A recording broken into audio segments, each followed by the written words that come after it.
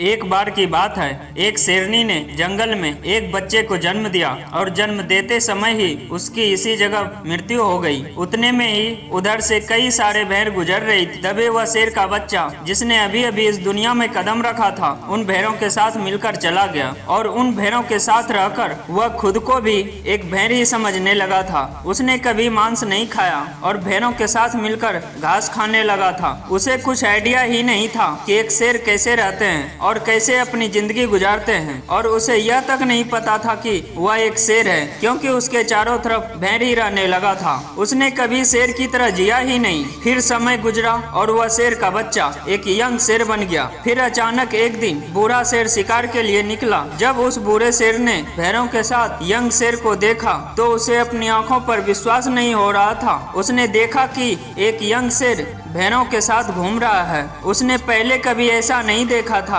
वह यह भूल गया कि वह वहां पर शिकार के लिए आया था। उसने सोचा कि वह यंग शेर से बात करेगा और पूछेंगे कि यह सब क्या हो रहा है। उस बूढ़े शेर ने भेड़ों के झुंड पर फिर से हमला किया उस यंग शेर को पकड़ने के लिए। फिर भेड़ों ने जैसे ही उस बूढ़े शेर को देखा तो वह सब अपनी जान बचाकर भागने लगे और उन भेड़ों के साथ वह शेर भी अपनी जान बचाकर भागने लगा। कुछ देर के बाद उस बूढ़े शेर ने उस यंग शेर को पकड़ लिया। यंग शेर ने रोते हुए कहा, प्लीज मुझे छोड़ दो, मैं एक साधारण सा भेड़ हूँ, मुझे जाने दो। वह बूढ़े शेर को देखकर भेड़ों की तरह ही कांप रहा था। बूढ़ा शेर यह सुनकर हैरान हो गया। वह समझ गया कि यहाँ पर क्या हो रहा है, लेकिन उस बूढ़े शेर ने उसे नदी की तरफ धकेलते हुए कहा कि अपने आप को इस पानी में देखो। नदी के पानी को यंग शेर ने पूरी तरह से देखा। वो एक भेड़ की तरह नहीं बल्कि एक शेर की तरह दिखता है और रियलिटी को समझ गया कि वो भेड़ नहीं बल्कि एक शेर है। और एक सेकंड के अंदर ही उसने